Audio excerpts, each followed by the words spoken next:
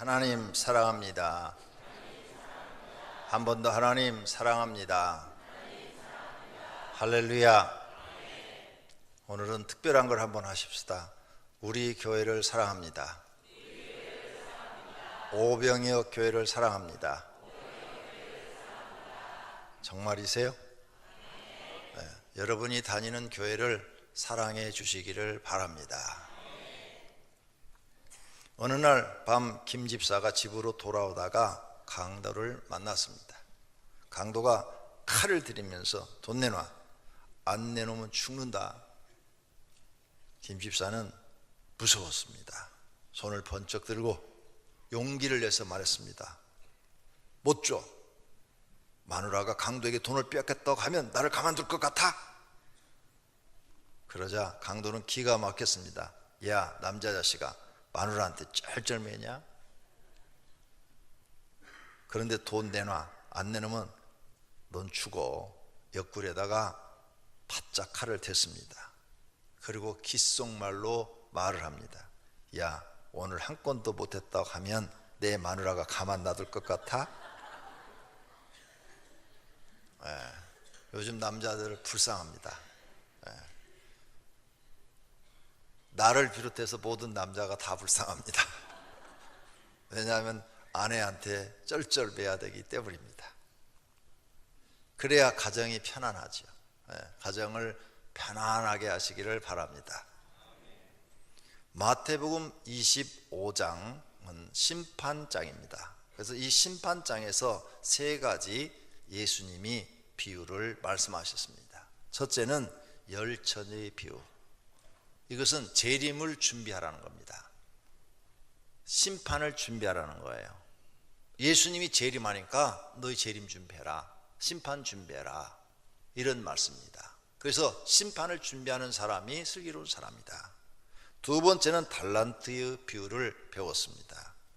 이것은 주인에 대해서 충성하라. 주인을 사랑한다면 주인에 대해서 충성하라는 얘기입니다. 주인이 누굽니까? 하나님이십니다. 하나님을 사랑한다면 하나님께 충성하는 사람이 되라. 그래야 심판받을 때 너희가 인정을 받고 심판받지 않고 영생을 얻게 될 것이다. 세 번째는 오늘 들을 말씀인데 양과 염소의 비유입니다. 이것은 이웃을 사랑하라는 겁니다. 우리 교회 표어가 뭡니까? 하나님 사랑, 이웃 사랑. 성경에 근거돼서 이걸 만들었습니다. 왜? 첫 번째로 지켜야 될 계명이 하나님 사랑, 두 번째로 지켜야 될 계명이 이웃 사랑이기 때문입니다. 그런데 예수님이 하신 말씀을 보니까 심판장에서도 하나님 사랑, 이웃 사랑을 실천하는 사람들은 열 처녀 중에서 슬기로운 다섯 처녀처럼 주님의 재림을 완벽하게 준비한 사람이라는 겁니다. 그러나 이걸 실천하지 않은 사람들은 주님이 재림하시고 심판하실 때 준비를 못해서 심판을 받아 영벌을 받게 된다고 예수님이 오늘 우리에게 가르쳐 주시는 것입니다. 그러므로 여러분은 마태복음 25장에는 이 말씀을 절대로 잊어버려서는 안 됩니다. 마음속에 새기셔야 됩니다.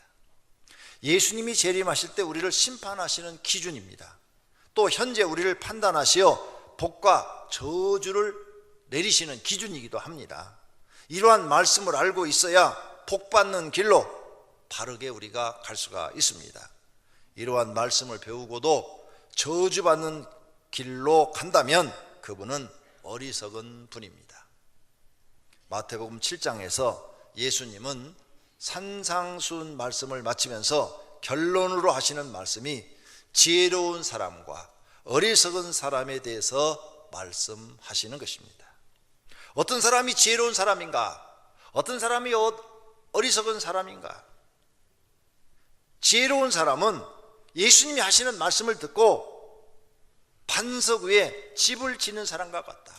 반석 위에 집을 짓는 사람은 지혜로운 사람이라 비바람이 나고 창수가 나고 바람이 불어도 무너지지 않는다. 그 사람이 지혜롭게 집을 짓는 사람 아니냐. 예수님의 말씀을 듣고 그대로 행하는 사람은 바로 지혜로운 사람이다. 시험이 오고 어려움이 있고 고난이 있어도 그 믿음이 무너지지 않는다. 그리고 예수님의 말씀대로 행하기 때문에 재림을 잘 준비하고 심판을 잘 준비한 사람이다. 그 사람이 지혜로운 사람이다. 그러나 어리석은 사람이 있다. 그 사람은 사람의 말들을 듣지 않고 모래 위에다 집을 지었다. 비바람이 불고 창수가 나면 물이 와가지고 모래를 쓸어버리면 집이 무너지지 않느냐. 그 어리석은 사람들이 있다. 그 사람들은 하나님의 말씀을 듣고 행하지 않는 사람들이다. 그 사람들은 시험이 온다든지 어려움이 온다든지 그러면 믿음을 다 잃어버리고 그 믿음이 다 허물어져 버리고 주님의 재림과 심판도 준비하지 못하고 결국은 망하게 된다. 이런 뜻으로 예수님이 비유를 말씀하신 것입니다. 성도님들이 공부를 하든지 아니면 장사를 하든지 또는 사업을 하든지 반드시 알아야 될 것이 있습니다. 성공했을 때를 생각하시고 반대로 실패했을 때를 생각하셔야 됩니다. 여러 사람 이야기를 듣고 성공하면 돈 많이 번다, 이 장사하면 돈 많이 번다, 이 사업하면 돈 많이 번다, 그 사람들의 그 말에 설득을 당해가지고 돈을 다 투자했는데 다 망해버리고 실패한 사람들이 많습니다. 왜? 실패를 생각하지 않았기 때문입니다. 실패를 생각했다면 있는 전 재산 투자하지 않고 좀 남겨놨을 텐데, 그러면 실패를 해서도 살아가는데 지장이 없을 텐데 다 투자를 해버리니까 남는 게 없는 거죠. 그래서 고생하시는 분들이 많습니다. 그러므로 반드시 여러분들은 사업 계획을 세울 때 처음부터 성공할 때 내가 이렇게 될 것이고 실패할 때는 이렇게 망할 것이다, 이렇게 망했을 경우에 나는 어떻게 살 것인가 대비를 하셔야 됩니다. 왜? 사람은 모든 일에 성공만 하고 사는 것이 아닙니다. 실패도 한다는 것을 꼭 기억해야 됩니다. 성공하는 사람이 많으냐 실패하는 사람이 많으냐 비율로 보면 실패하는 사람이 훨씬 많습니다. 그런데 많은 사람들은 실패를 생각지 않아요. 그래가지고 막 투자를 하다가 실패했을 때 빚더미에 올라가지고 평생 갚아도 갚지 못할 빚을 지게 되고 마음고생을 하시며 사는 것을 봅니다. 신앙생활도 마찬가지입니다. 성공했을 때 내가 하나님께 어떤 상을 받을까? 내가 신앙생활 잘하면 하나님이 내게 무엇을 주실까? 내가 신앙생활 잘하면 하나님께서 성경에 약속한 모든 복을 주신다고 그랬는데 내가 그 모든 복을 받겠지? 하나님 나라 가서 영생도 얻겠지? 하나님과 더불어 죽지 않고 병에 걸리지 않고 영원히 같이 살겠지? 시공간을 초월해서 왕래하겠지? 생각만 해도 기분이 좋아요. 열심히 신앙생활 하고 싶은 마음이 생겨요. 그런데 내가 신앙생활에 실패했을 때는 어떤 벌을 받을 것인가? 성경에 말씀한 모든 저주가 임할 것이고 성경에 말씀한 모든 벌이 내게 임할 것이고 그보다 더 끔찍한 영원한 벌을 받아서 불 속에서 영원히 고통을 받는데 지금 내가 이 세상 사는 것보다도 10배, 100배, 1000배 더 고통을 받는다고 기록되어 있는데 그것이 내게 임한다면 나는 어떻게 될 것인가? 이런 두려움도 가져야 되는 겁니다. 이런 두려움도 있어야 정신을 바짝 차리고 성경을 읽고 하나님 말씀대로 살려고 그러고 신앙생활 잘하려고 하는 것입니다. 사업하시는 분들 반드시 실패 생각하셔야 됩니다. 실패에 대한 두려움이 있어야 돼요. 내가 이 사업을 실패했을 때 우리 가정은 어떻게 된다? 그래서 이런 말이 있어요.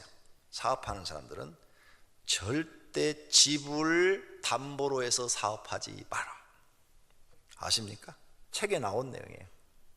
집을 담보로 해갖고 대출 받아서 사업하는 사람은 망한다. 그러면 이제 집도 없어지고 가족이 오갈 데가 없어진다. 아주 비참해진다. 그런 말이 있어요.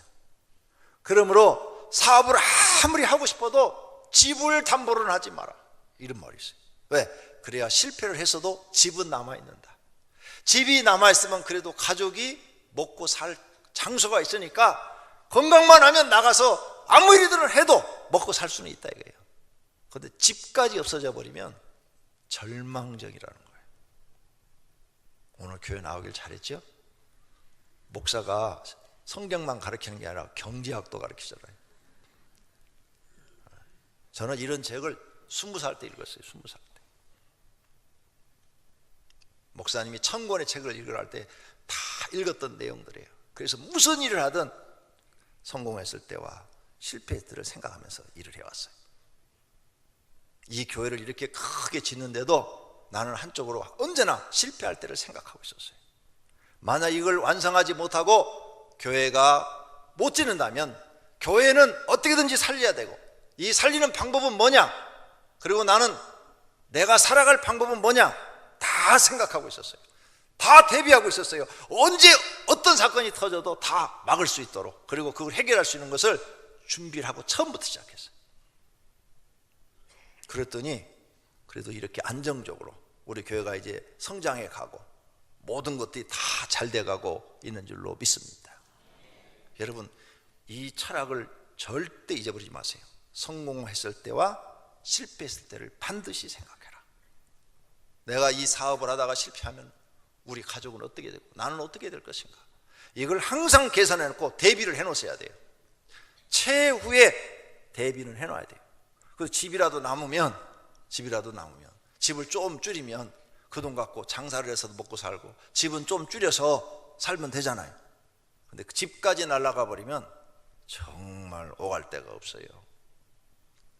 신앙생활도 마찬가지예요. 실패해버리면 모든 게 다 끝나버리는 거예요. 그래서 대비를 하셔야 돼요. 실패하지 않기 위해서 철저하게 준비하셔야 돼요. 사업하시는 분이요, 실패를 미리 대비하면요 무리한 짓을 안 해요. 왜?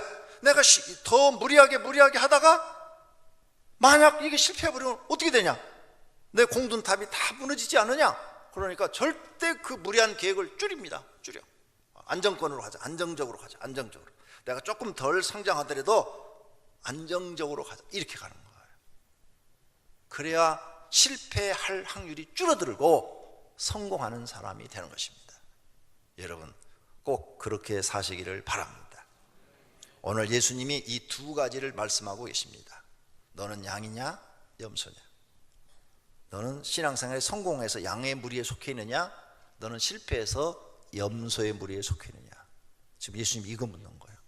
너 실패한 사람이냐 성공한 사람이냐, 이거 묻는 거예요. 오늘 이 말씀을 들으면서 여러분은 내가 양의 무리에 속해 있는가 아니면 염소의 무리에 속해 있는가 생각하셔야 돼요. 나는 지금 신앙생활에 성공한 사람인가 아니면 신앙생활에 실패한 사람인가, 이거 깨달으셔야 돼요. 오늘 이걸 깨닫고 가면 여러분 오늘 예배에 잘 오셨고 복받은 영혼, 하나님께 은혜 받은 사람이 될 줄로 믿습니다. 오늘 본문의 내용입니다. 첫째로 예수님이 심판주로 오신다는 것입니다. 인자가 자기 영광으로 모든 천사와 함께 올 때 자기 영광의 보좌에 앉으리니, 인자는 예수님을 얘기하는 겁니다. 그 다음에 영광, 하늘에 하나님의 영광으로 오신다는, 하나님의 영광으로 우리에게 오셔서 천사와 함께 재림하신다는 거예요. 그때 자기 영광, 하나님의 영광을 가지고 하나님의 보좌에 앉아서 우리를 심판하신다는 거예요. 그러므로 이 지구상의 어떤 사람도 예수님의 심판에서 벗어날 수 없어요. 그리고 예수님 외에 심판자가 없어요. 예수 그리스도가 온 우주를 심판하는 권한을 갖고 계시고 그분만이 심판하실 수 있어요.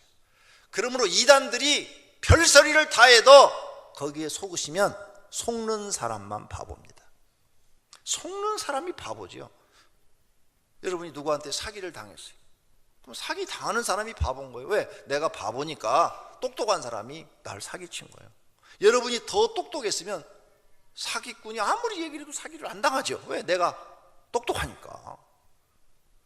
그래서 사기꾼을 야단하지 말고 내가 바보라는 것을 한탄하고 하나님께 기도해서 바보가 되지 말고 지혜를 달라고 기도하셔요. 그게 성공하는 길이에요. 예수 그리스도 외에는 온 우주에 심판자가 없습니다. 다른 어떤 이단의 교주도 심판자가 될 수가 없습니다. 그러므로 속지 마시기를 바랍니다. 속으면 속는 사람만 어리석은 거예요. 두 번째로 심판주 대신 예수님이 오십니다. 양과 염소를 구분해 놓겠대요. 이 세상의 모든 민족을 그 앞에, 예수님 앞에 모으고 각각 구분하기를 목자가, 예수님이 목자가 되셔서 양과 염소를 구분한 것 같이 딱 구분해 놓겠대요. 양은 오른편에, 염소는 왼편에 세우겠대요. 이제 황인종이냐 백인종이냐 흑인종이냐 어느 나라 사람이냐 이런 걸 묻지 않고 두 무리로 하나님이 보시겠다는 거예요. 그래서 양의 무리, 염소의 무리 이렇게 하시겠다는 거예요. 양과 염소는 모습이 비슷합니다. 그러나 가까이 가서 보면 다릅니다. 성도와 세상 사람도 외형으로 보면 비슷합니다. 구원받은 사람과 구원받지 못한 사람도 비슷해요. 하나님께 복받은 사람과 저주받은 사람도 비슷해요. 모두가 구분하기 어렵어요. 가까이 가서 그 사람의 행동을 자세히 보면 다른 것을 볼 수가 있습니다. 예수님이 우리에게 가르쳐 줍니다. 그 사람의 말과 행동은 그 사람의 마음을 밖으로 나타내는 것이라. 독사의 자식들아, 너희는 악하니 어떻게 선한 말을 할 수 있느냐. 이는 마음에 가득한 것을 입으로 말합니다. 마음에 있는 것을 입으로 말한다는 거예요. 입에서 나오는 것들은 마음에서 나오나니 이것이야말로 사람을 더럽게 하느니라. 마음에서 나오는 것은 악한 생각과 살인과 간음과 음란과 도적질과 거짓 증언과 비방이라고 그랬어요.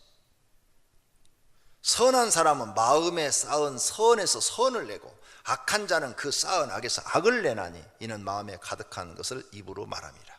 그래서 그 사람 말을 들으면 그 사람의 마음이 악한지 선한지 알 수 있다는 거예요. 깡패들은 뭐라 그래? 이렇게 사람을 얘기할 때 막 욕을 섞어서 하면서 확 죽여버릴 거예요. 칼로 배때기를 그냥 확 쑤셔버릴 거야.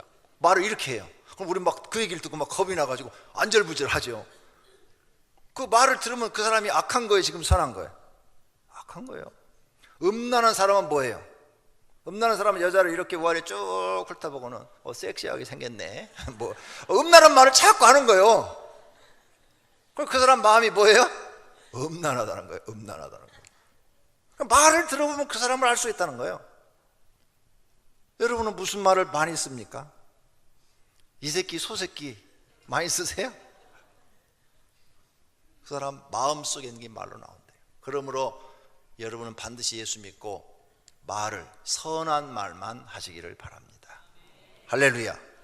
예수님이 우리에게 가르쳐 준 거예요. 예수님은 이렇게 그 사람의 마음을 보시고 양과 염소를 구분한다는 거예요. 예수님은 실수하지 않습니다. 마음에 있는 것이 말과 행동으로 나오기 때문에 행동을 보면, 말을 들어보면 그 마음을 알 수 있다는 것입니다. 이것을 예수님은 열매라고 말씀하셨어요. 그들의 열매로 그들을 알지니 가시나무에서 포도를 또는 엉터기에서 무화과를 따겠느냐. 이와 같이 좋은 나무마다 아름다운 열매를 맺고 못된 나무가 나쁜 열매를 맺나니 좋은 나무가 나쁜 열매를 맺을 수 없다. 못된 나무가 아름다운 열매를 맺을 수도 없느니라. 아름다운 열매를 맺지 아니하는 나무마다 찢겨 불에 던지느니라. 그러므로 그들의 열매로 그들을 알리라. 얼마나 쉽게 가르쳤어요. 그래서 그 사람의 말과 행동을 보면 그 사람 속이 악한지 선한지, 하나님을 믿는 사람인지 불신자인지 알 수 있다는 거예요. 뭐 교회 와서 인사 안 한다고 시험 든 사람이 있어요. 내가 강명 성전에 있을 때 어떤 남자가 시험 들어서 교회 안 나온대요. 그래서 내가 물어봤어요. 부목사님한테 왜 안 나온대 그랬더니 목사님이 주일날 인사를 하는데 이렇게 나오는데 손을 딱 잡고요 이렇게 당겼대요. 악수만 한 게 아니라 손을 이렇게 당겨서 빨리 가라고 그랬대요. 그래서 안 나온대요. 오 주여. 나 그 얘기 듣고요 너무 놀랐어요. 아니 그게 교회 안 나올 이유요? 시험 들려면 정말 아무것도 아닌 걸로 시험 들어요. 그리고 지금 사람이 줄 서서 계속 나오는데 밀려서 나가잖아요. 자동으로. 내가 땡긴 게 아니라 자기가 밀려서 가다가 그런 거를. 정말 모르게 그런 사람이 있었어요. 기가 막히더라니까. 여러분 신앙생활에서 시험 들지 마세요. 알곡과 가라지를 예수님이 구분한다는 말씀도 같은 거예요. 손에 키를 들고 자기의 타작마당을 정하게 하사 알곡은 모아 곡간에 들이고 쭉저기는 끄지 않는 불에 들어.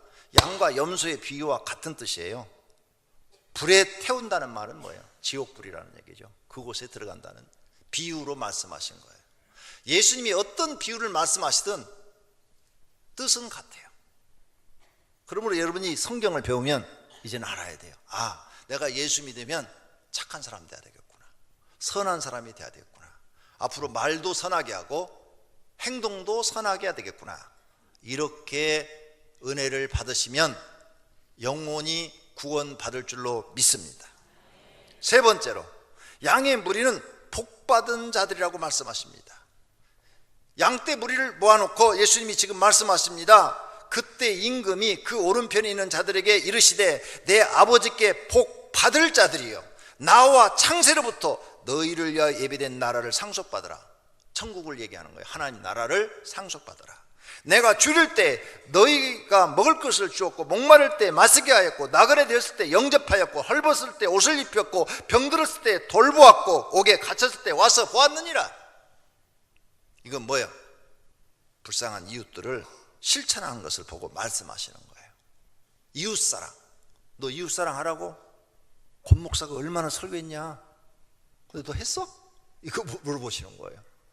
그렇죠? 이웃사랑 하라고 성경에 얼마나 가르쳤냐? 근데 너 했냐? 이거 했냐? 이웃사랑은 두 번째로 지켜야 될 계명이라고 말씀하셨어요. 둘째는 이것이니 내 이웃을 내 자신같이 사랑하라 하신 것이라 이보다 더 큰 계명이 없느니라. 그러면 여러분 교회 나와서 반드시 이웃사랑을 설교만 듣고 끝나는 게 아니라 나가서 실천하셔야 돼요. 이웃사랑을 실천하면 양의 무리가 되실 수 있다는 거예요. 근데 정말 그럴까요? 이웃사랑 실천하면 정말 양의 무리가 될 수 있을까요? 그러면 불신자가 자선사업하는 마음으로 1조 원을 불쌍한 사람들을 위해서 써달라고 내놓았어요. 이 사람이 하나님의 심판대 앞에서 양의 무리에 서 있을까요? 그래서 여러분이 성경을 한쪽만 배우면 망하는 거예요. 이웃사랑 실천하면 무조건 천국 들어가느냐? 답은 아닙니다. 답은 아니에요. 왜 아니냐? 첫 번째 계명을 실천하지 못했기 때문에 안 되는 거예요. 첫째 계명이 뭐예요?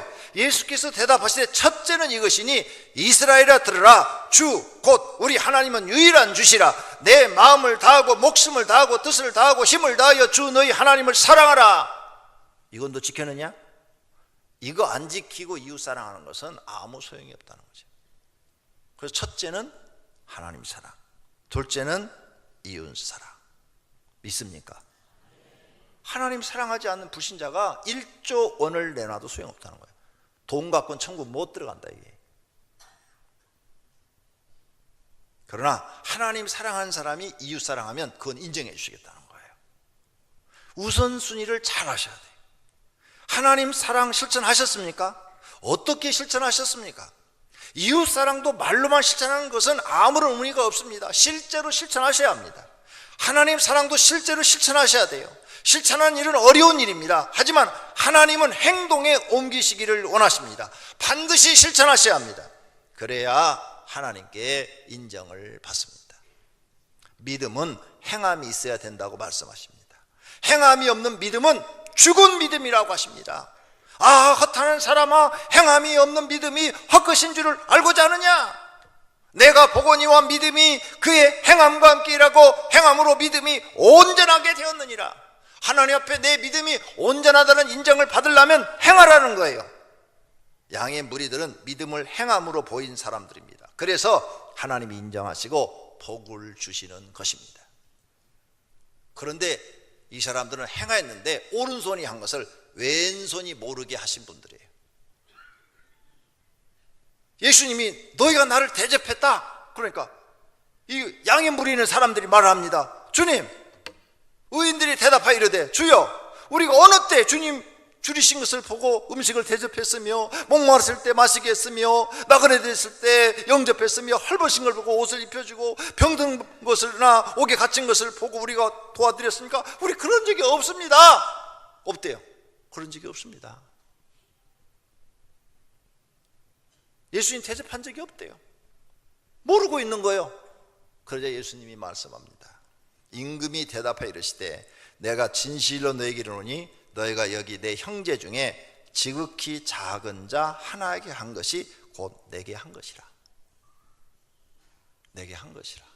그래서 여러분 목장에서 제가 옛날에 십자가일 양육 시스템을 가르칠 때 이런 거 다 거기에다가 여러 군데다 집어넣어놓고 목장에 어려운 사람이 있으면 목장원들끼리 병원에 입원했으면 10,000원씩이라도 걷어서 병원비에서 갖다 주는 거야. 전도 대상자가 있으면 우리 집에 안 쓰는 거 그거 갖다가 선물로 드리고, 식사 초대해서 식사도 같이 하고, 또 차도 같이 마시고, 자꾸 주는 사람이 되라. 주라! 그리하면 후히 주시는 하나님이 채워주신다고 그랬다. 그러니까 주라, 실천하라, 이렇게 여러분을 가르쳐 드렸어요.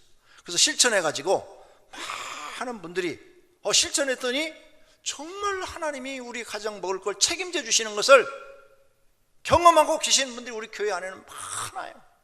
그런데 실천 못 하시는 분들이 있어요. 왜? 줄 게 없으니까. 줄 게 없어도 줘야 돼요. 줄 거 없어도 이웃사랑 하셔야 돼요. 없어도 실천하셔야 하나님이 여러분을 주시는 거예요. 그런데 실천 안 하시면 하나님은 여러분에게 줄 게 없어요. 성경의 법칙이 그렇게 돼 있어요. 반드시 실천하시기를 바랍니다. 그것이 곧 주님께 한 것이라고 주님이 인정을 해주겠다는 거예요. 나한테 한 것이다, 이렇게 인정을 해줬다니까 이게 얼마나 대단한 일이에요. 그런데 양의 무리는 그렇게 한 적이 없대요. 선을 행했는데 모르고 있었어요. 오른손이 한 것을 왼손이 모르고 있는 거예요. 너는 구제할 때 오른손이 하는 것을 왼손이 모르게 하여 내 구제함을 은밀하게 하라. 은밀한 중에 보시는 너희 아버지께서 갚으시리라. 이 말씀대로 행한 사람들. 정치인들을 보면 고아원이나 양로원 같은 데 뭐 선물 하나 갖다 주고 박스 잔뜩 싸놓고 사진 딱 찍어 그래갖고 자기 홈피에 올려놓고 게시판에 올려놓고, 이건 뭐예요? 오른손이 한 걸 왼손이 모르게 하는 거예요? 표 얻으려고 하는 거죠. 나는 우리 교인 정치인이 없어서 설교하기가 너무 좋아요. 저는 우리 교회 직분을 임명할 때 신앙을 기준으로 해서 임명하기 때문에 어떤 사람이 와도 어떤 정치인이 와도 직분 주지 않아요. 강명동에 모 감리교회가 있어요. 과거에 어떤 그 국회의원이 우리 이 강명대에서 굉장히 잘 나가는 분이 오셨는데 그분을 교회도 안 다녔어요. 천주교 다녔어, 천주교. 근데 갑자기 어느 날 보니까 그 교회 권사가 되어 있어. 감리교는 안수 집사 그 직책이 권사예요. 권사라고 딱 발표를 해갖고 다니면서 그래, 우리 교회 권사라고, 우리 교회 권사라고. 내가 생각하기를, 아니 저분은 교회를 안 다니고 천주교인인데 어떻게 교회 나가자마자 권사를 줘? 우리 오병호께서는 있을 수도 없는 일이에요. 그러죠? 그런데 거기는 교회 나가자마자 정치인 국회의원이라고 권사를 준 거예요. 아, 우리 교회 국회의원 누가 나온다고. 그래서 매주 나가는가 봤더니 한 달에 한 번꼴 나가더라고. 시간이 흘렀어요. 이제 그분이 국회의원 그만두고 멀리 떠났어요. 그리고 그 교회가 어떻게 되냐, 두 파로 갈라져갖고 박살이 나가지고 교인이 다 나가고 지금은 그 아들이 목회하고 있다고 그러더라고.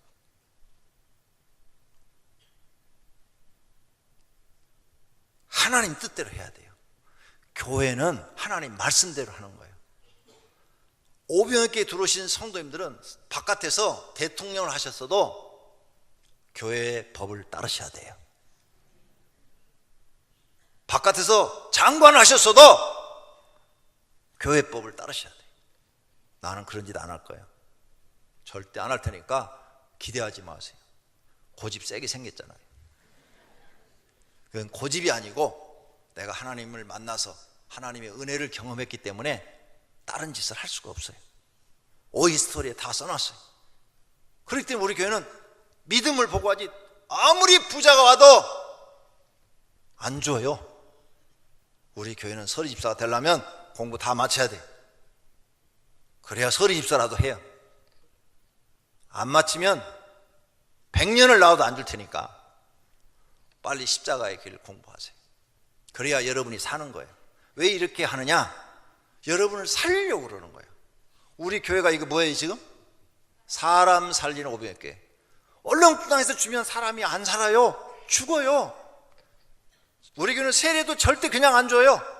공부 안 마치면 세례도 못 받아요. 우리 교회는. 제가요 저쪽 교회에 있을 때 나하고 친한 여자 집사님 두 분이 계셨어요. 목사님 우리 남편이 교회 나온 지 벌써 10년이 됐어요. 세례 좀 주세요. 그러면 더 잘 나올 거예요. 공부 마쳐야 줘요. 아이 목사님 나를 봐서 안 된다니까요. 이렇게 쪼른 것을 3년을 쪼르더라고. 그래서 내가 졌어요. 져가지고 공부 안 마쳤는데 세례를 주었어요. 그러면 그분은 고마워서 교회를 더 잘 나와야 되잖아요. 몇 달 나오더니 지금까지 안 나와요. 또 한 분도 똑같은 케이스예요. 그분도 나오더니 지금까지 교회를 아예 안 다녀. 그러니까 내가 교회 규칙을 따르지 않은 사람을 줘야 돼요, 안 줘야 돼요? 안 줘야 돼요. 왜 그렇게 내가 하겠어요? 인정이 없어서 그런 게 아니고, 그 사람을 진짜 살리려면 하나님 말씀을 가르쳐서 말씀을 믿게 하고 그 말씀을 자기 것으로 만들게 해야 그 사람 영혼이 사는 거예요.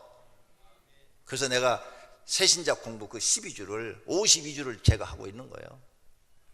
지금 새벽 설교, 2부 설교, 3부 설교 벌써 내가 3번 썼어요. 지금 새신자 공부 들어가면 4번 하루에 주일날 강의를 하고 설교를 하는 거예요. 여러분은 앉아서 가만히 있지만 저는 온몸이 지금 땀으로 목욕하고 있어요.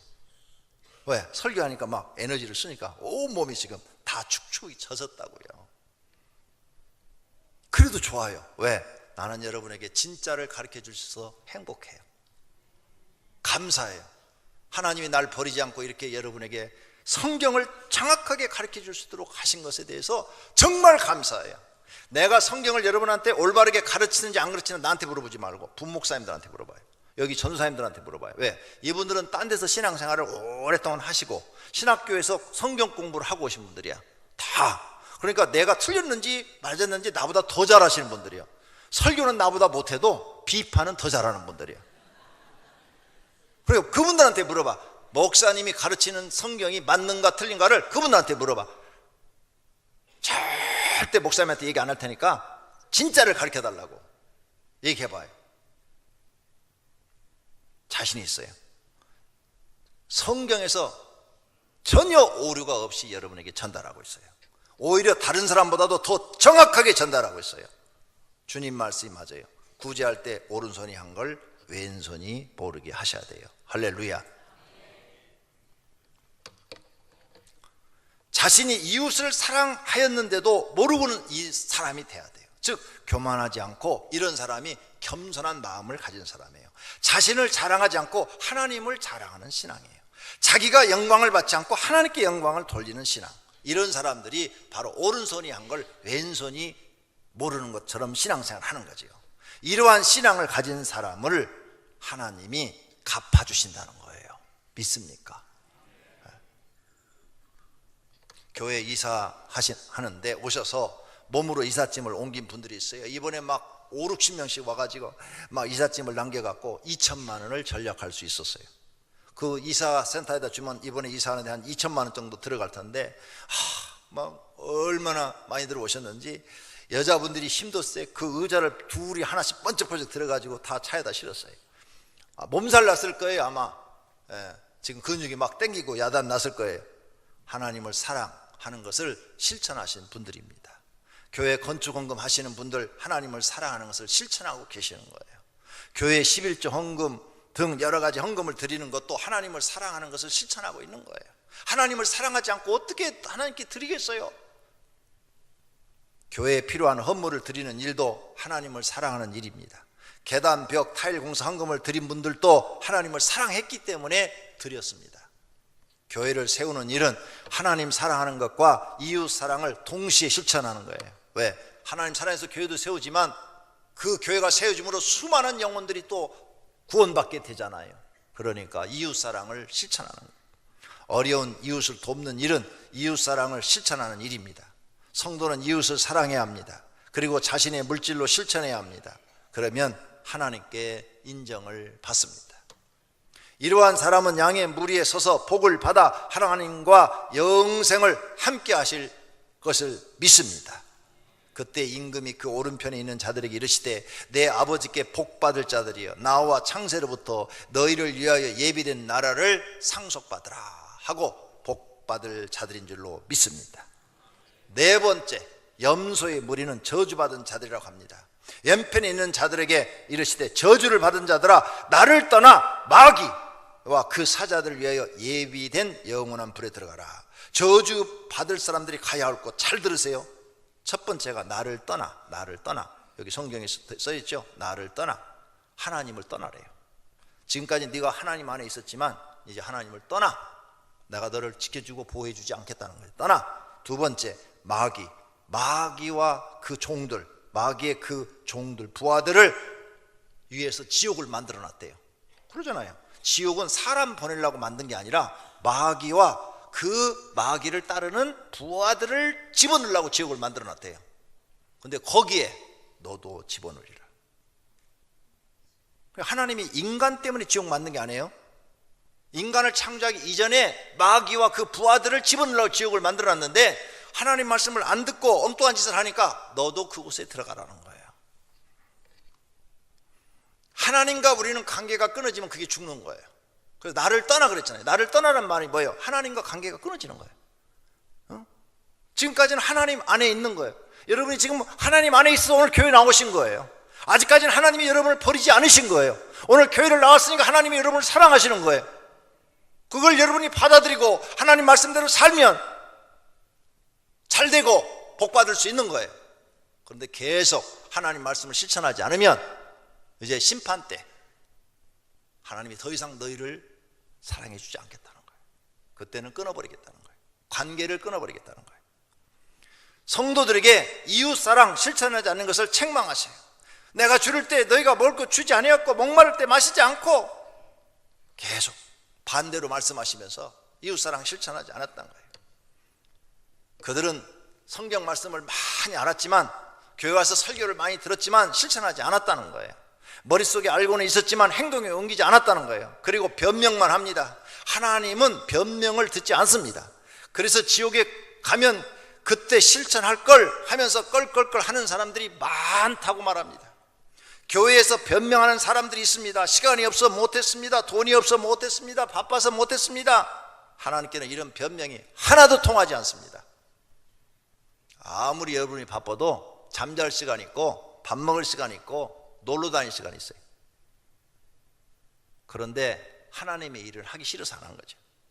결론으로 사람은 자기 행동에 책임을 지게 되어 있어요. 누구든지 마찬가지예요. 모든 사람은 자기가 행동한 것에 대해서 책임을 지게 되어 있어요. 사람을 만드시고 그 사람이 행동하는 것을 보고 최후에는 심판하시어 영생을 누릴 자와 영벌을 받을 자를 가리는 것은 하나님의 고유의 권한이십니다. 그렇게 하셔야 공평하신 하나님이신 거예요. 악한 자가 영생을 얻는다면 그건 아주 불공평하지요. 행함이 없는 사람이 복을 받는 것도 아주 불공평해요. 하나님을 사랑하지 않는 성도가 복을 받는 것도 아주 불공평해요.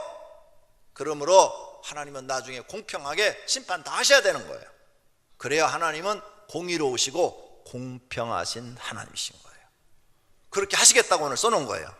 그러므로 하나님이 하시는 일은 모두 올바른 것인 줄로 믿습니다. 본문 마지막으로 하시는 말씀을 우리는 기억해야 돼요. 다 같이 읽겠습니다. 이에 임금이 대답하여 이르시되 내가 진실로 너에게 이르노니 이 지극히 작은 자 하나에게 하지 아니한 것이 곧 내게 하지 아니한 것이라 하시리니 그들은 영벌에 의인들은 영생에 들어가리라. 할렐루야. 아멘. 모두가 예수님 오실 때 양의 무리에 속하시기를 축원합니다. 이 말씀을 오늘 예수님이 우리에게 주신 것은 너 염소가 되라 그 말이 아니에요. 너 염소니까 교회 나오지 마라 그 말도 아니에요. 이런 말씀을 들었다면 오늘부터라도 너는 양의 무리가 되려고 노력해라는 거예요. 할렐루야. 오늘부터라도 너는 양의 무리가 되려고 노력해라. 그러면 너는 저주받지 않고 하나님께 복받는 사람이 된다는 거예요. 이렇게 받아들이면 올바르게 받아들인 말씀인 줄로 믿습니다. 모두가 다 그렇게 되시기를 예수님의 이름으로 축원합니다. 오늘 말씀 생각하면서 하나님 나 양의 무리에 서게 해 주시옵소서 기도하십시다. 하나님 아버지 오늘 말씀 듣고 많은 것들을 배웠고 깨달았습니다. 신앙생활도 성공한 사람이 있고 실패한 사람이 있습니다. 양의 무리에 선 사람들은 성공한 사람들이고 염소의 무리에 선 사람들은 실패한 사람들입니다. 하나님, 양의 무리에 설 수 있는 은혜를 주시옵소서. 하나님 말씀을 듣고 깨달는 은혜를 주시고 그 말씀을 실천할 수 있는 믿음을 주시고 행동할 수 있는 은혜를 주시옵소서. 성령 하나님께서 우리 속에 역사하셔서 양의 무리에 속하도록 이웃사랑을 실천하게 하소서. 하나님 사랑을 실천하게 하소서. 예수님의 재림과 심판을 항상 기억하며 준비하는 저희들 되게 하옵소서. 오늘 하나님이 우리의 영혼을 살리시려고 생명의 말씀을 주신 줄로 믿습니다. 이 말씀을 우리 마음속에 받아들이고 그대로 살면 영생을 얻고 복받는 사람이 될 줄로 믿습니다. 예수님의 이름으로 기도드립니다.